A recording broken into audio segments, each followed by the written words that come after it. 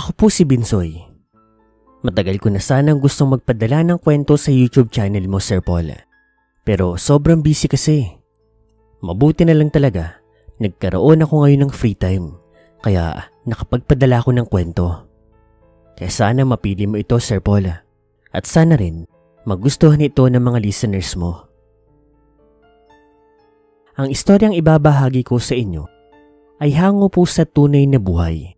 At nangyari ito ilang dekada na rin po ang nakalipas. Binatang-binata pa ako nito. Buwan po ng Mayo noon, 4:30 ng umaga, nagising na kami ni Nani at Tatay. Nagluluto pa nga si Nani ng nilagang saging na siyang pang-almusal namin ni Tatay. Bago kasi ang araw na iyon, napag-usapan na namin ng tatay ko na pupunta kami ng bayan upang mamalengke. May kalayuan kasi ang baryo namin sa bayan. Bitbitang baon naming saging at tubig ay sabay naming tinahak ni Tatay ang malagupat na daan na aming baryo. Nakitira ang pamilya ko sa liblib na baryo na kung ilalarawan ay malakagubatan dahil yun sa sobrang dami ng mga puno at halaman sa aming paligid. Sa katunayan ay bilang lang ang mga pamahayan sa aming munting baryo at halos lahat ng nakitira rito ay kilala na ang bawat isa. So heto na nga. Halos 1.5 oras ang inilaan namin ni Tatay sa paglalakbay bago tuluyan kaming nakarating sa may bayan. May mga nakasalubong pa nga kami ni Tatay sa bayan na kakilala din niya. Kaya naman napapahinto kami saglit upang makipag-usap at makipagbalitaan sa kanila.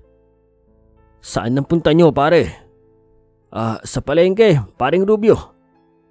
Naubusan na kasi kami ng bigas sa bahay. Bibili rin ako ng langis para doon sa makinarya ko. Aba, umaasenso na tayo ngayon, pare ah. Ikaw nga umaasenso sa ating dalawa eh. Paano, pare? Mauna na kami ng anak ko at baka abutan pa kami ng tanghali rito. Sige pre, mag-iingat kayo. Kamusta mo na lang ako kay kumare. Sige pare, mag-iingat ka. Nang makarating kami ni Tatay sa palengke, ay agad niyang pinamili ang mga kailangan namin. Bumili na rin siya ng isda at mga sangkap sa pagluluto kagaya ng asin, bawang, sibuyas, kamatis at kung ano-ano pa. Pasado 9:30, lumabas kami ni Tatay sa palengke. Maraming tao sa palengke, kaya talaga namang siksikan. Pauwi na kami noon ni Tatay, nang makasalubong naman namin si Lolo Kaloy. Isa siyang albularyo sa bayan.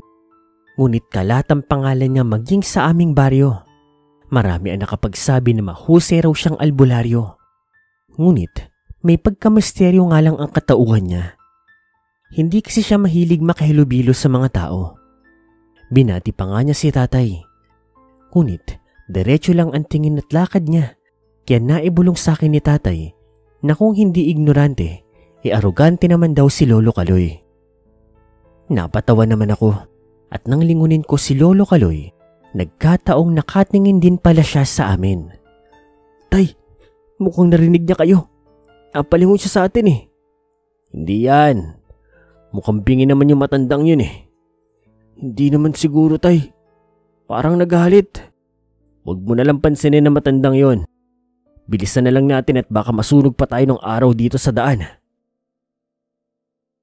Nang makabalik kami ni Tatay sa bahay, inaabutan pa namin si Nani na abala sa pagsasampay ng aming mga damit. Nang mapansin niya kami, kaagad siyang napatigil sa ginagawa at pinaghainan niya kami ng pananghalian. Kinagabihan ng araw na iyon, nagkataong nasa gitna kami ng paghahapunan nang bigla naman pong may kumalampag sa aming bubungan. Napasigaw pa nga si Nani sa pagkagulat. Ilang saglit pa, nakarinig kami ng sunod-sunod na pagkaluskos na nagmula sa labas ng bahay, kaya tuluyan nang napatayo si Tatay.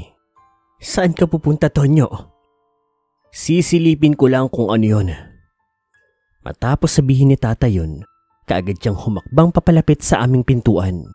Ngunit bago pa man siya tuluyang makalapit, ay nakarinig kami ng isang matinis na pagsipol na hindi ko mawari kung saan ba nagmula. Maya-maya pa, nasulyapan ko ang isang maliit ngunit itim na ibon na pumasok mula sa nakabukas naming bintana. Abat, ano naman kaya ang problema ng uwak na ito? Nabakasan ko ang pagkainis sa boses ni tatay. Sa kanya sinubukang bugawin ng uwak. Ngunit ang nakapagtataka dahil sa halip na lumayo ito, sunod pa rin ito ng sunod kay tatay. Agad din namang napatayo si nanay, saka siya kumuha ng walis tingting at winasiwas doon sa itak, kaya naman tuluyan na itong lumabas ng bahay.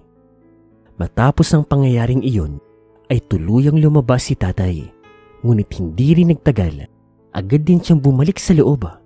Tinanong pa nga si nanay kung anong meron sa labas, ngunit nagkibit balikat lamang si tatay, saka siya bumalik sa naudot niyang paghahapunan. Napasulya pang ako kay nanay na sa mga sandaling iyon ay nakabalik na rin sa pagkain ng kanyang hapunan, kaya isinawalang bahala ko na lamang ang nangyari noong gabing yon. Nang sumunod na araw, kagaya ng nakagawian, maaga kaming nagising ni tatay. Hila-hila ang 5 kambing ay tumungo kami ni tatay sa ilog. Sa ilog kasi namin pinapainom ng tubig yung mga kambing, pinaliliguan na rin. Nang makarating kami sa ilog, inaabutan pa namin ng ilan sa mga kababaihan na nagkakasiyahan at naglalaba.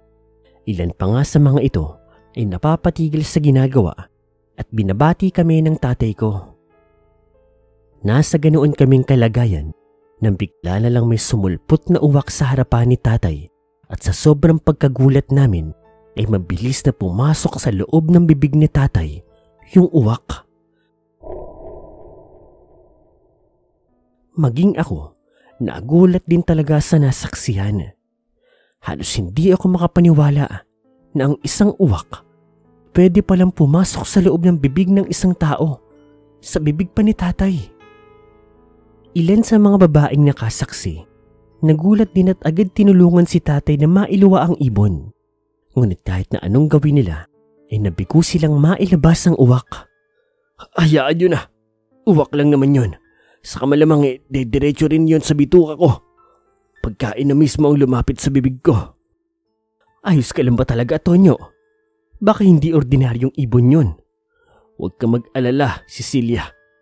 Malakas ako at hindi maliit na uwak ang makakapagpabagsak sa akin.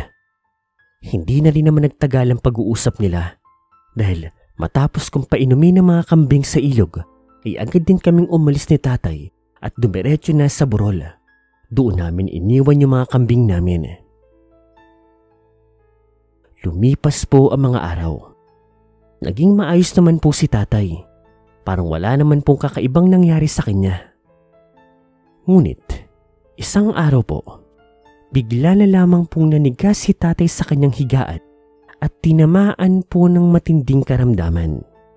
Halos 2 araw pa lang po ang lumilipas simula nung magkasakit si tatay, ay kapansin-pansin ang laki ng pangangayayat niya. Mas lalong pumayat si tatay at yung mga mata niya ay para bang luluwa na. Maputla ang mga labi ni tatay at nanlalamig ang buo niyang katawan. Dinala namin si tatay sa ospital at pinasuri sa mga doktor, ngunit maging ang mga ito, hindi rin matukoy ang pinagmula ng karamdaman ni tatay. Iba't ibang uri ng gamot ang pinainom sa kanya. Ngunit habang tumatagal, mas lumalala lang ng lumalala ang kanyang kalagayan. Mukhang hindi ordinaryong sakit ang tumama sa asawa mo, Rosalie.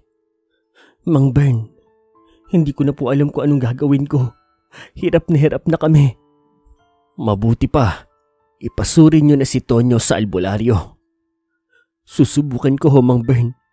Siguro kay Tandang Kaloy. Nako, sa iba mo na lang ipasuri si Tonyo. Huwag kay Kaloy. Bakit ho? Akala ko ba ay kilalang mahusay na albularyo si Tandang Kaloy? Basta, ang maipapayo ko lang ay sa ibang albularyo nyo na lang siya ipagamot. Kagaya ng ipinayo ni Mang Bern, ay ipinasuri namin sa albularyo si tatay. Ngunit dahil wala naman kaming kilalang albularyo, nauwi kami kay Lolo Kaloy. Doon pa rin lumapit si nanay. Hindi ko nga malaman kung bakit. Marami ang nagbanta sa kanya na wag, pero wala na raw siyang pagpipilian. Tinamaan si Tonyo ng matinding karamdaman. may uwak na pumasok sa kanyang katawan at sinusubukan itong kainin ng kanyang laman loob. Oo, tama. Minsan na ring nabanggit ng asawa ko at nitong si Bensoy na may uwak kang pumasok sa bibig ng asawa ko. Tandang Kaloy, tulungan mo kami. Tulungan mo ang asawa ko. Ano bang maaari naming gawin upang gumaling siya? Mabuti pa't ipainom nyo sa kanya ang halamang gamot na ito. Unti-unti nitong papatay ng uwak na nasa loob ng katawan ni Tonyo. At tuwing gabi ay magsasagawa ako ng ritual upang mabilis na matanggal sa katawan niya ang uwak. Sir Paul, sa tulong po ni Lolo Kaloy at sa mga halamang gamot na ibinigay niya sa amin, ay napansin kong unti-unting nanunumbalik ang lakas ni tatay. Unti-unti na rin siyang nagkalaman at hindi kagaya dati ay hindi na po namumutla ang kanyang mga balat. Naging maayos naman ang lahat at sa kabutihang palad po ay unti-unti na rin gumagaling si tatay. Sa katunayan nga ay nakabalik na rin siya sa pagtatrabaho. Ngunit dumating po ang isang araw na hindi namin inaasahan. Kabuwanan nyo ng Nobyembre at nagkataong araw po ng Biyernes. Noong mga panahon na iyon, nasa labas kami ni nanay ng bahay, abala sa pagwawalis sa labas ng aming bahay, nang bigla na lamang naming narinig si tatay na sumigaw, kaya agad akong napatakbo papasok sa loob. Naabutan ko si tatay na nakahiga sa may sahig. Hawak-hawak nito ang kanyang dibdib. Sigaw ng sigaw at ilang beses pa niyang sinuntok ang kanyang dibdib. Litong-lito ako sa mga nangyayari. Napasigaw ng harin si nanay at agad niyang nilapitan si tatay. Tonyo! Tonyo! Ano bang nangyayari sa iyo? Walang nakuhang anumang tugon si nanay mula kay tatay, maliban sa sigaw nito at tikbe. Awang-awa ko sa kalagayan ng tatay ko. Balisa ito at panay ang pagsuntok sa kanyang dibdib. Tuluyang pinunit ni tatay ang kanyang damit, saka kinalmot ang kanyang dibdib. Bakas din ang pamumutla sa mukha ni tatay at halos lumabas na ang kanyang mga kaugatan sa noo. Ilang saglit pa ay mas lalong lumakas ang pagsigaw ni tatay. Hanggang sa tuluyan siyang binawian ng buhay. Hindi ako makapaniwala sa nangyari nung araw na iyon. To the point na hindi ako nakaalis sa kinatatayuan ko. Pakaramdam ko, nanigas nga ata ako noon. Hindi ako makapaniwala. Nasa ganoon akong kalagayan nang biglang napasigaw si nanay. Kaya agaran ako napatakbo at lumapit sa kanya. Ngunit ganoon na lamang po ang pagkagulat ko nang nakakita ako ng tila tuka ng ibon sa loob ng bandang dibdib ni tatay. Maya-maya pa, unti-unting lumaki ang tuka ng ibon hanggang sa tila may lumabas na itim na pakpak. Lumabas mismo sa dibdib ni tatay. Lumikha pa ito ng matinis na pag-ingay bago ito tuluyang bumagsak sa mismong dibdib ni tatay muli. Hindi na muling gumalaw pa ang uwak. Hindi ko maintindihan ang nangyari. Lumabas sa dibdib, tapos lumipad lang ng onte. Tapos bumagsak din doon sa dibdib at namatay. Gulat na gulat kami ni nanay sa nasaksihan. Hindi kami makapaniwala na may uwak na lumabas mismo sa dibdib ni tatay. Humingi kami ng tulong sa mga tao. Sinubukan pa naming dalhin si tatay sa ospital. Alam kong imposible na yun. Pero wala eh. Yun na lang talaga ang magagawa namin. Makaraan ng 5 araw, dumalo po si Mang Bern sa lamay ni tatay at tuon niya sinabi sa amin na maaaring may kinalaman si Lolo Kaloy sa nangyari kay tatay. Nalaman din namin mula sa kanya na si Lolo Kaloy pala ay isa ring aswang. Hindi raw si tatay ang unang pinahirapan ni Lolo Kaloy dahil karamihan daw sa mga naging pasyente nito, maging ang mga kumakalaban sa kanya, ay walang awa niyang binigyan ng sumpa. Sa pamamagitan yun, sa pag-utos sa mga alaga niyang uwak na pumasok sa loob ng katawan ng tao, unti-unting kakainin ang mga laman loob at bubutasin ng dibdib. Sising-sisi naman si nanay kung bakit hindi siya naniwala at sumunod sa sinabi ni Mang Bern. Ngunit ano pa bang magagawa niya? Wala. Huli na ang lahat. Hanggang sa uli, sinisisi niya ang sarili niya sa pagkamatay ni tatay. Pero sa kabilang banda, alam ko din namang may kasalanan si tatay sa nangyari. Kinutya niya ang matandang aswang na albularyo. At yun ang punot dulo ng lahat. Sinubukan pa naming hanapin ni nanay si Lolo Kaloy. Ngunit hindi na po nagpakita pa sa amin ng matandang lalaki. Marami nakapagsabi na baka lumipat na raw yung albularyo. Dahil marami na raw talagang nabiktima ang walang hiyang aswang na iyon. Dahil doon, magpasa hanggang ngayon, hindi na po nabigyan pa ng hustisya si tatay. Nakakalungkot mang isipin, pero kailangan na lang tanggapin. Hanggang dito na lamang po ang kwentong ito, Sir Paul. Sana po, may natutunan kayo.